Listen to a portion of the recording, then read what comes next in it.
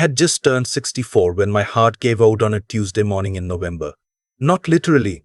The doctors called it a TIA, a transient ischemic attack, a mini stroke, they said, like that word mini was supposed to make it less terrifying. I was standing in the kitchen of the house I'd owned for 31 years, pouring my second cup of coffee, when my right hand stopped working. Just stopped. The mug hit the floor and I stood there watching coffee spread across the linoleum, and I couldn't figure out why my arm wasn't moving the way I was telling it to. I sat down on the kitchen floor next to the broken mug. I don't know why I sat down instead of calling for help. I think part of me thought if I just stayed very still, everything would go back to normal. It didn't. I managed to get my left hand to my phone. I called 911, then I sat there on that cold floor for 11 minutes until the paramedics came, alone in a house that had been full of noise and life for most of my adult life. And I kept thinking about how quiet everything was. My name is Albert. I spent 37 years as a high school history teacher at Jefferson High in Columbus, Ohio. I coached the debate team for 22 of those years. I retired 3 years ago with a pension, a small investment portfolio my wife Dorothy and I had built together over 4 decades, and this house, a 4-bedroom colonial on Elwood Drive that we'd bought young and paid off by the time our kids were in middle school. Dorothy passed 4 years ago, pancreatic cancer, 11 weeks from diagnosis to the end. That's a different story, and not one I can tell without my voice breaking even now, so I'll leave it there. After she was gone, it was just me and the house and a lot of quiet. My daughter Sandra was 41. She lived 40 minutes away in Westerville with her husband Derek and their 2 kids. My son Patrick was 38, lived in Denver, called every Sunday without fail, visited at Thanksgiving and usually once more in the spring. I want to be honest about Sandra, because it's easy to make this story simple, and she wasn't simple. She wasn't a bad person, not at her core. She was just, I used to tell Dorothy this, long before any of this happened. She was just someone who had learned that urgency got her what she wanted. When she was little, she cried loudest and longest, and I'd give in. When she was a teenager, she'd escalate until I backed down. Dorothy was better at holding the line than I was. After Dorothy was gone, Sandra escalated, and there was nobody to help me hold. The loans started small, $3,000 when Derek's truck needed a transmission, $5,000 when they were short on their mortgage 2 months in a row, $8,000 for a home renovation they couldn't quite cover. I told myself this was what family was for. I told myself Dorothy would have done the same. I did not tell myself that neither the truck money, nor the mortgage money, nor the renovation money had ever come back, because that would have meant admitting something I wasn't ready to admit. By the time I was on that kitchen floor with my arm not working, Sandra and Derek owed me somewhere north of $46,000. I had it documented. I'm a history teacher. I document things. But I had never once pushed her to repay any of it. I just kept a yellow legal pad in my desk drawer and wrote down every transfer. The paramedics took me to Ohio Health Riverside. The ER doctor was a young woman named Dr. Patel, who had the kind of calm that made you feel like whatever was happening to you, she had seen worse and handled it. She told me the TIA was a warning. No permanent damage this time, but I needed rest, monitoring, medication adjustments, and I would be staying for observation, minimum 3 days, possibly 5. She asked if there was someone she should call. I gave her Sandra's number. Sandra answered on the second ring, which made me think for a moment that everything would be fine. I could hear her voice through the phone while Dr. Patel explained what had happened, explained that I was stable but needed to be observed, explained the room number. There was a pause. Then Sandra said, "Is he going to be okay?" Dr. Patel said, "Yes, he's stable, but we'd like family present if possible." Another pause. "I have the kids this week," Sandra said. "Derek's traveling. I'll try to get there when I can." She didn't come that day. She didn't come the next day either. On the third day, a Thursday, a nursing assistant named Yvonne, who had been checking on me morning and evening. Not because she had to, just because she seemed to be that kind of person, Asked me if I had family coming. My daughter's coming when she can, I said. Yvonne nodded the way people nod when they don't want to say what they're thinking. I had my phone. I called Patrick in Denver that first night. He picked up immediately, and within 30 seconds of me describing what had happened, I could hear him already moving around his apartment. And he said, "I'm looking at flights right now, Dad." I told him not to come, that it was just a TIA, that I was stable, that I didn't want him to spend the money and miss work. He argued with me for 10 minutes before I finally convinced him to wait and see. I made him promise he'd come for Thanksgiving in 3 weeks, no matter what. And he said, of course, obviously. That was never in question. We talked for an hour that night. He called again the next morning before his workday started. He called again that evening. Sandra texted me on day 2. Hope you're feeling better. Crazy week. Keeping you in my prayers. I stared at that text for a long time. On day 3, Dr.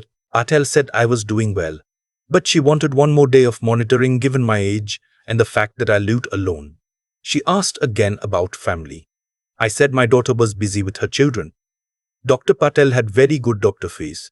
She kept it perfectly neutral. That evening, Yvonne came in after her shift had technically ended, in her own clothes, carrying a container of soup from a place down the street. She said her grandmother had had a TIE 10 years ago and had been terrified in the hospital, and she just wanted to make sure I'd eaten something warm. She stayed for an hour, and we talked about Columbus and her grandmother and the fact that I'd taught history at Jefferson for 37 years. It turned out her younger brother had been a student there, graduated 2009.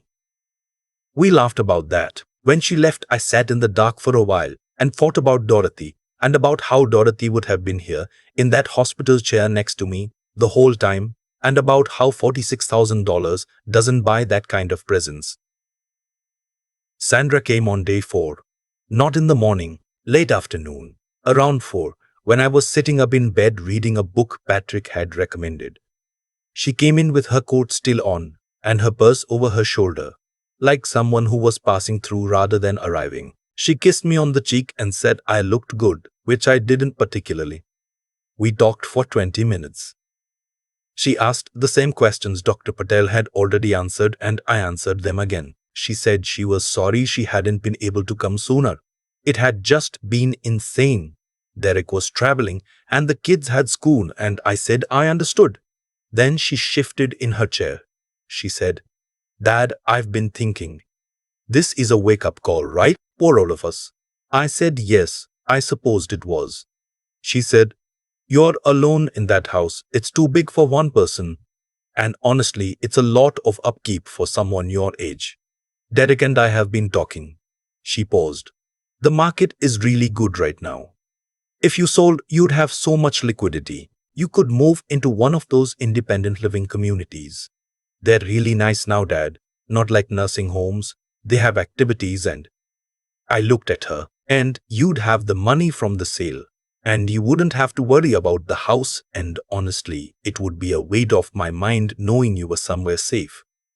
I said, "Sandra." She stopped. "I just had a TIA 4 days ago," I said. "I've been in this hospital for 4 days. You've been here for 20 minutes. She had the grace to look uncomfortable. "I know, Dad, I know. And I'm sorry I couldn't come sooner.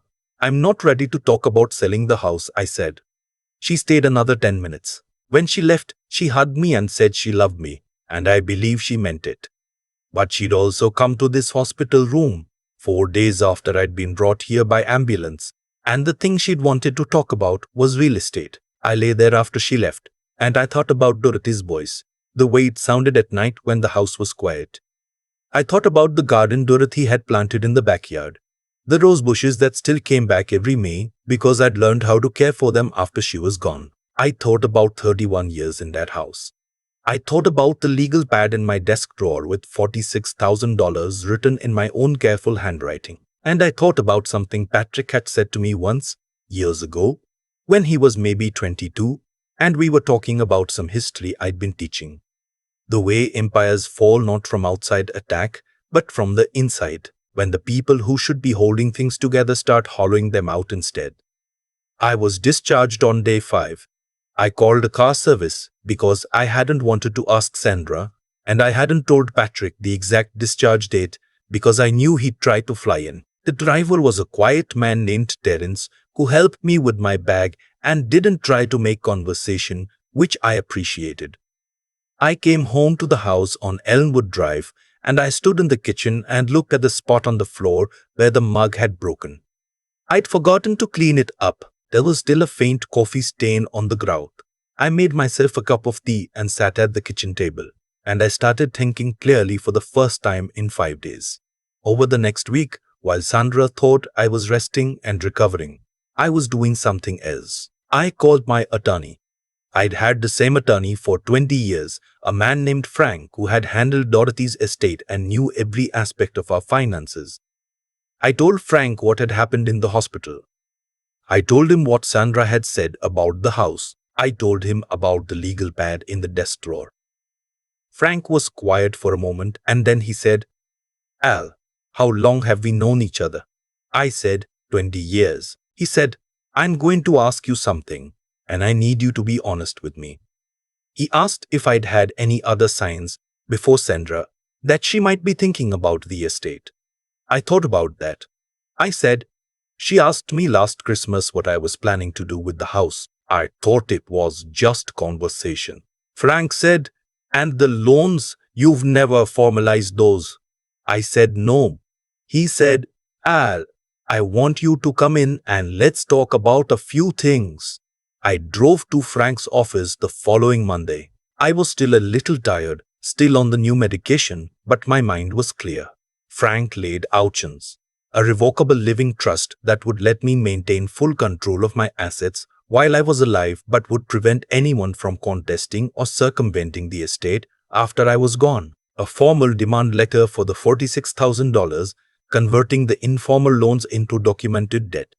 An updated healthcare directive naming Patrick as my medical decision maker. He also mentioned, and this is the part that made me realize how far ahead Frank was thinking, a competency evaluation.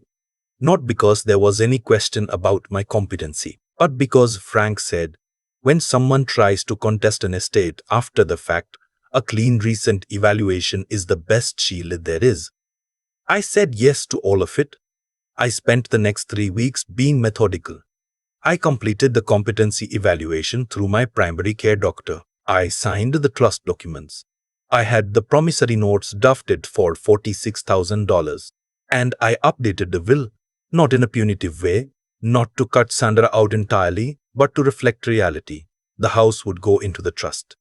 Patrick would be executor. Sandra's inheritance would be reduced by the outstanding loan balance unless repaid, which was only fair. Patrick flew in for Thanksgiving as promised. I told him everything over 2 evenings at the kitchen table with bad coffee and the good whiskey I saved for important conversations. He listened without interrupting, which was one of the things Dorothy had always said she loved about him. When I finished, he sat quietly for a moment, and then he said, "Dad, I wish you'd told me sooner." I said I wasn't sure I'd understood it myself until the hospital. He said, "What do you want to do?" I said I'd already done most of it. What I needed from him was to be executor and to know where the documents were. He said yes immediately. I did not tell Sandra any of this. She called every week or so. Normal calls. "How are you feeling? How's the medication?" The kids said hi. Our conversations were warm on the surface, the way conversations can be when everyone is performing normalcy. I was polite and affectionate because I genuinely did love my daughter, even now, even after everything. But I was also no longer confused about what she wanted or what I needed to do about it. December passed. January. I joined a cardiac rehab program at Riverside because Dr. Patel recommended it and because I needed to get out of the house. I ran into Yvonne twice in the hospital corridors and we waved. On the second time, she asked how I was doing, and I told her honestly that I was doing better than I had in a while, which surprised me when I heard myself say it, but was true. In February, Sandra called and said she and Derek wanted to take me to lunch and talk through some plans for the future. She said it in that particular tone, careful, rehearsed, that told me this wasn't a casual lunch. I said sure, and I picked a diner I liked in Bexley, and I drove myself there. Derek had brought a folder.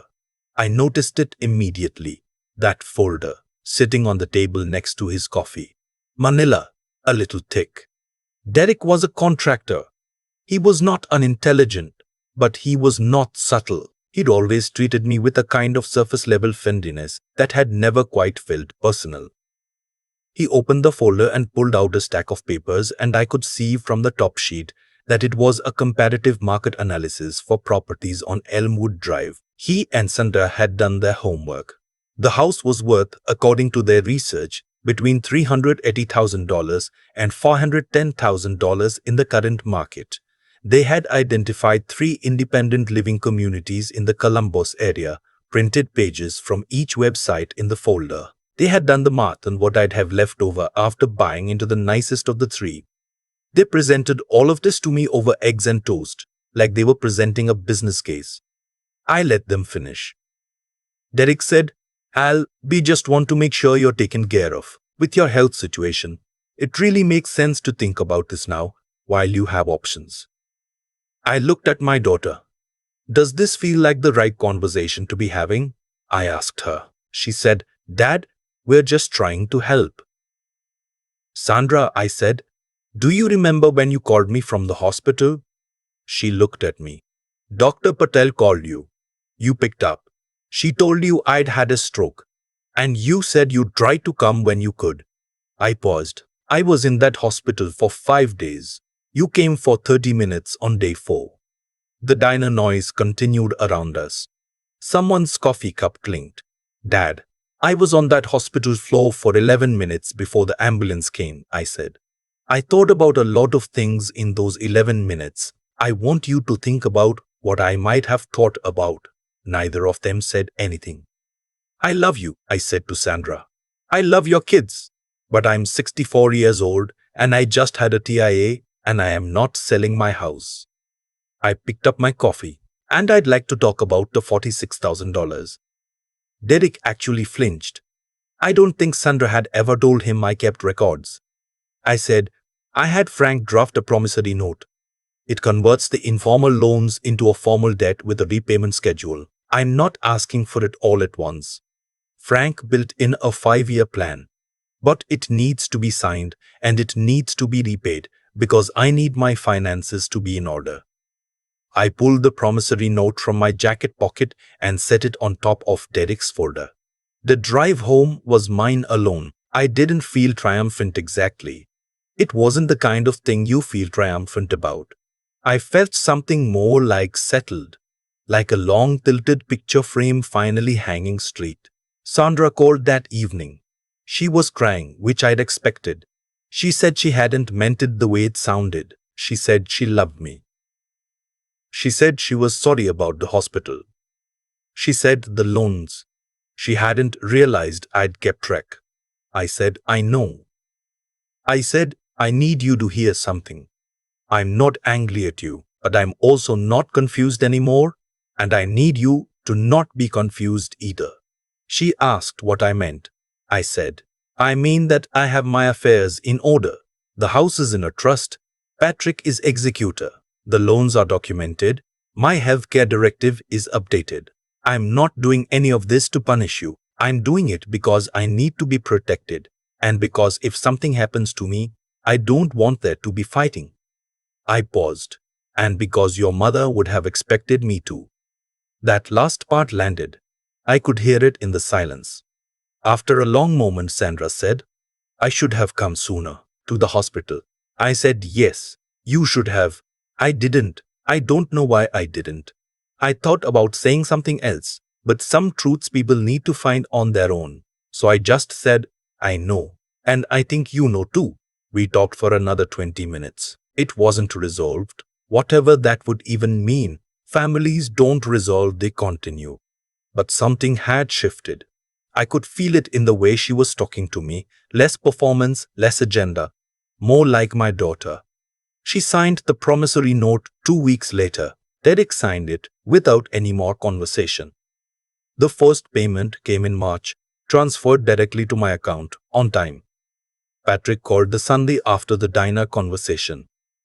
Sandra must have called him because he knew the outline. He said, "How are you doing?" "Really?" I was sitting in the backyard. February in Columbus is usually grey and cold. But that day, the sun was out and the rose bushes, bare, just sticks, were catching the light in a way that reminded me of Dorothy's hands when she used to prune them. I told him I was doing fine. Better than fine. I told him about the trust and the documents and the competency evaluation, all the things I'd put in order. He said, "She did call me, by the way." I said, "I figured." He said, "She was upset, but I think she heard you." I said, "I hoped so." "I'm coming for spring break," he said. "The kids want to see the garden." His kids. My grandchildren, who had his mother's eyes and my stubbornness and all the time in the world to learn the difference between what people owe you and what they give you freely. I said I'd make sure the guest room was ready. After I hung up, I sat there in the thin February sun for a while longer. The rose bushes would come back in May. They always did. You just had to know how to care for them through the winter, how to cut them back at the right time and give them what they needed when the ground was still cold. 37 years of teaching history had left me with one conviction above all others, that the difference between people who survive difficult things and people who are destroyed by them almost never comes down to the difficulty of the thing itself. It comes down to how clearly they see it and how much time they give themselves to think before they act. I'd spent 64 years being the kind of man who kept the peace, who gave in, who told himself that generosity was the same as love. And maybe it was, sometimes, but I'd also spent 11 minutes on a kitchen floor, alone, thinking about what mattered, and somewhere between that floor and that hospital bed and that diner table, I'd finally learned to tell the difference.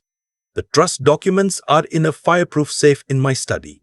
Frank has copies. Patrick has copies. The house on Elmwood Drive is mine, and it will stay mine for as long as I want it. And when I'm gone, it will go where I choose, to who I choose. Because I am 64 years old and I had a TI in November, and I am still completely in charge of my own life. Dorothy would have said, "It's about time, Albert." She would have been right. I've thought a lot about what it means to finally see someone clearly. Not bitterly, not with the exaggerated sharpness that comes from anger, but just clearly. The way you see a road after the fog lifts. You didn't make the fog.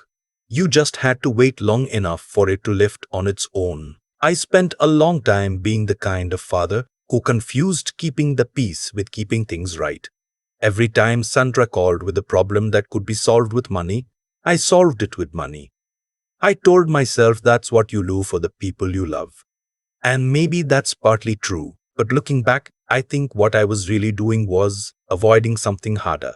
The conversation, the boundary, the moment where I'd have to say no and mean it and hold it.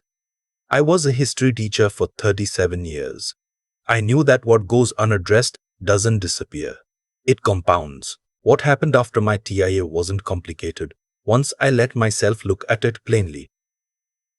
Sandra didn't come because some part of her had learned over decades that I didn't require much from her. I had trained her, without meaning to understand that I would manage, that I wouldn't push, that the relationship could be maintained at low cost.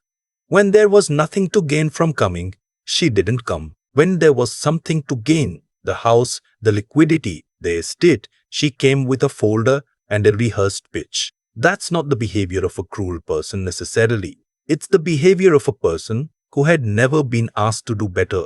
I pulled the promissory note out of my jacket pocket at that diner table, not to punish her.